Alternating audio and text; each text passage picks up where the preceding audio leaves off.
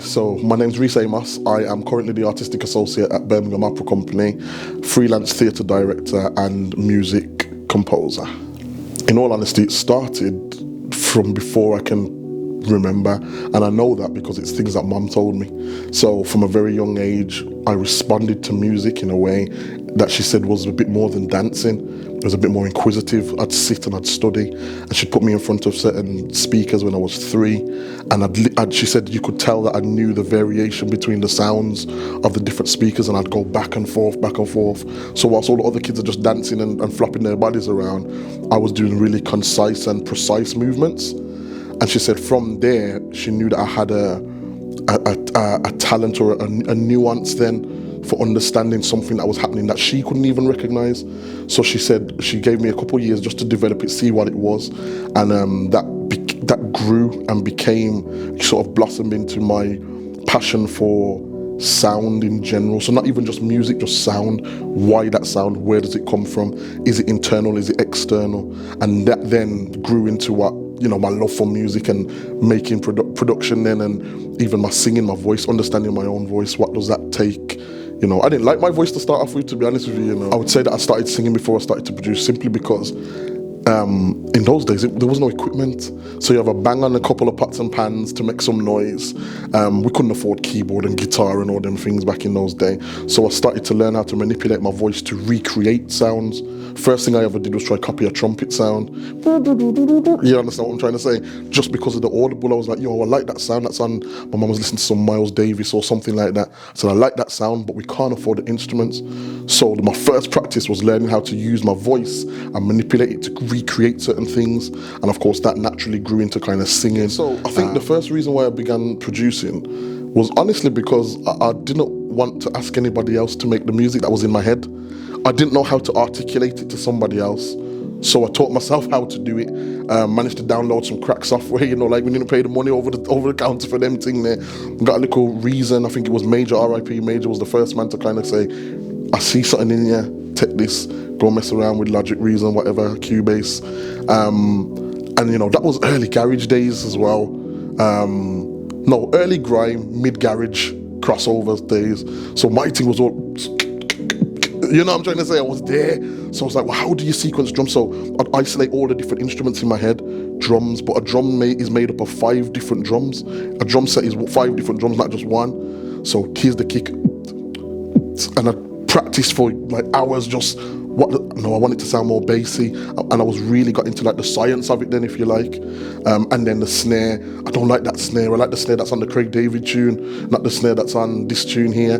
And that's how I kind of got into production. And when that grew, I had no intention of being a producer. I didn't want to produce. But people started to grow an affinity for the sound that I was making. But all it was just getting the sounds that were in my head out.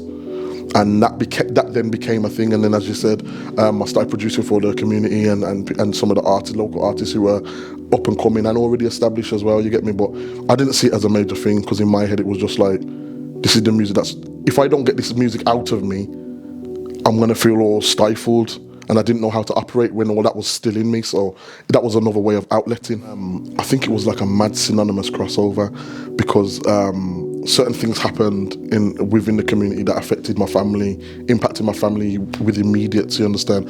And so there was a couple of decisions that I had to make. And my mum said, before you make them rash decisions, we've got some family that live down south in Dorset.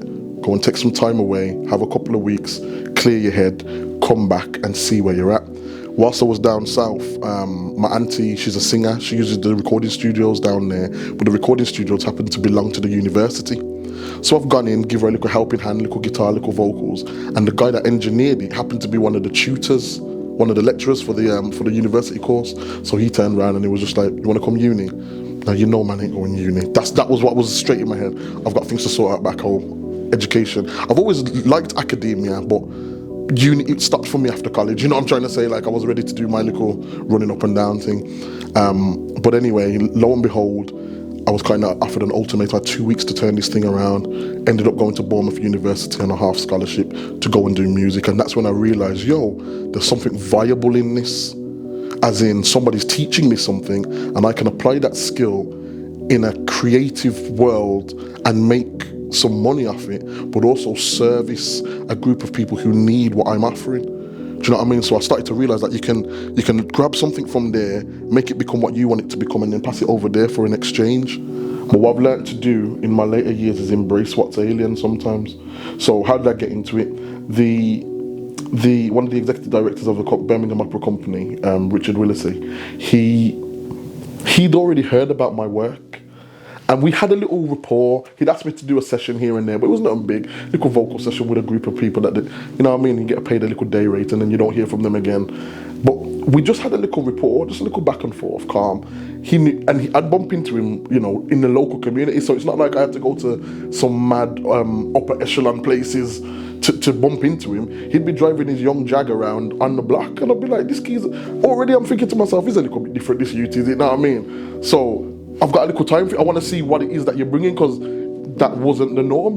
Man ain't going to be comfortable enough to do that, and if they are, it's in and out. You know what I mean? So then this geezer's parking up downside's talking about, oh, let's go for a lunch. I'm looking at him saying, yo, I can't guarantee the safety of your whip.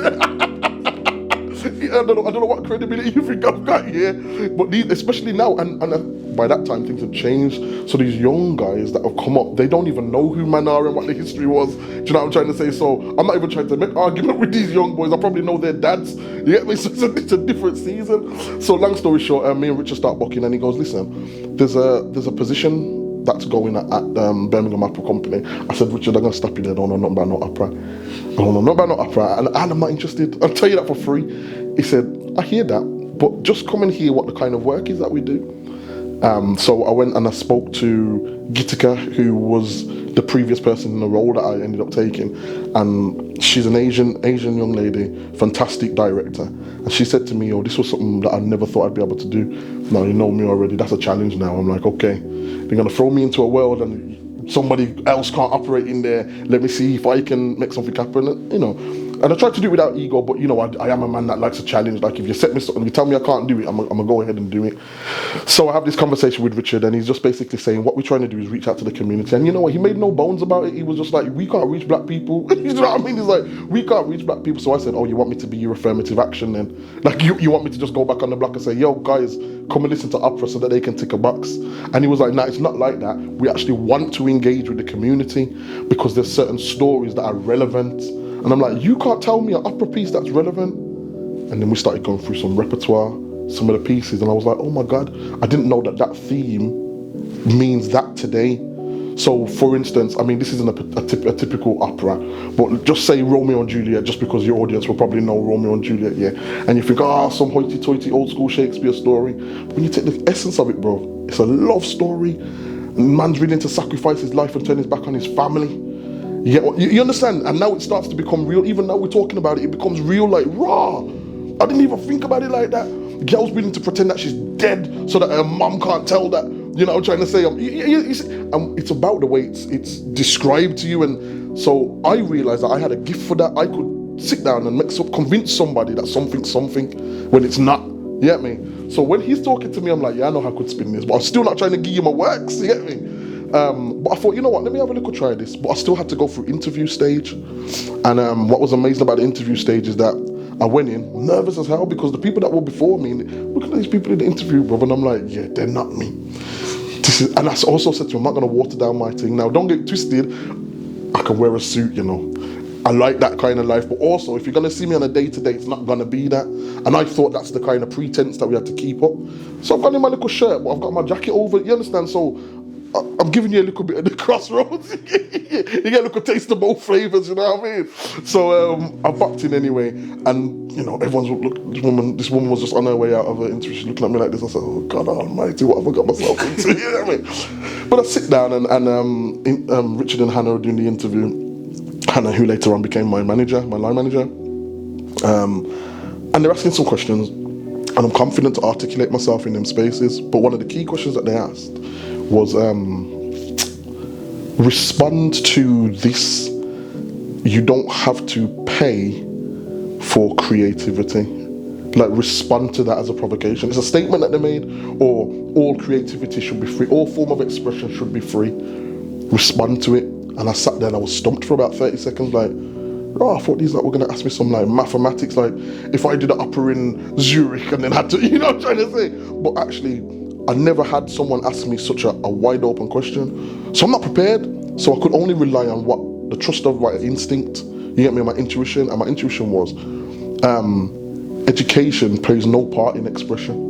Because some of the least academically forward people I know are the best at expressing themselves, because they only have the raw truth to give you. They don't have anything that's masked behind what becomes formulaic or a structure. So if I don't like you, I don't know how to say that in any other way, but I don't like you. Me and you can't par. Do you understand? That's a very visceral experience when you meet somebody. It's cold, and that then puts the ball in your court. Like, how do you deal with that? But what I realize is that that person becomes very free now. They're free of that information. I've told you how I feel. It's down to you how you're going to respond back to me. Now, we've known that that's caused trouble in the past, but when you put it into this world, that level of honesty doesn't even exist. And that's where we get all that two-faced behavior and so on and so forth, you get me? Whereas back in the day, I like this, I don't like this. It's very clear. Remind me of my kids. My son will just say, I like this, I don't like that, daddy. You understand? And I'm trying to find a way, okay, should we at the restaurant? You know, okay, not say that. But he's got every right to say, I don't like this. It's not the way you do it, daddy, I don't like it. You understand? He's got every right to do that. But when you become an adult, you fall into the constructs. So I'm saying all this to him as we're talking, and I can see him, you know, when they do that smiling thing, like, you get me? Like this one. And then she's doing these ones. Get me? So I already know, I don't know that I've got the job, but I definitely know I'm hooked them. You get me? So I thought, okay, cool, wait and respond, and lo and behold, I get the job at Blessing, you get what I'm trying to say? And it was at a crucial time in my life where, again, even though I was an adult, I was looking to kind of fling all this stuff to the side and really just try and make some quick money. And because, you know, now I've got 2 kids and a wife, and the game had changed, and I was going to default to what I knew.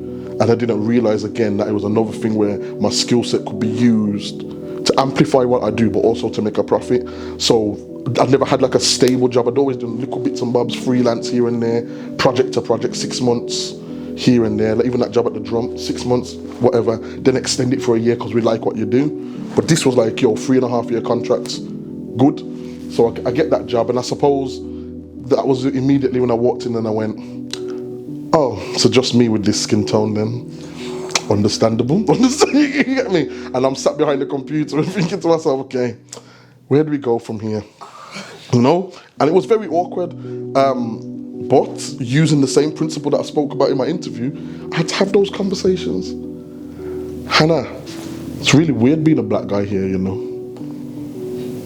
Now you've got to do with it, like, you understand? And slowly I found ways to free myself. And so one of the biggest things for me was, I'm not going to pretend to any of my people that I like opera. I said, what I will do is guarantee that we'll go on a journey together. And they were happy with that. I was like, so the work that I'm going to do is going to be coming from the same stance as the people that you want me to go and grab. So I wasn't coming back into the community saying, guys, honestly, you've got to listen to opera, it's phenomenal. My thing was this, I don't like opera just like you, so why should we go and listen to it? Or why should we be involved in it? And this is exactly what I said. Creatively, we're some of the most creative people on this planet. We are. There's no denying that. Our stories are rich, and our stories are full of so much history and boldness that they actually infuse what we know as European culture. It's given to European culture, or taken from our culture and given to European culture and applied in a way that then leaves us out of it. So my thing was, now, how are we going to tell our story and reclaim back what was our land?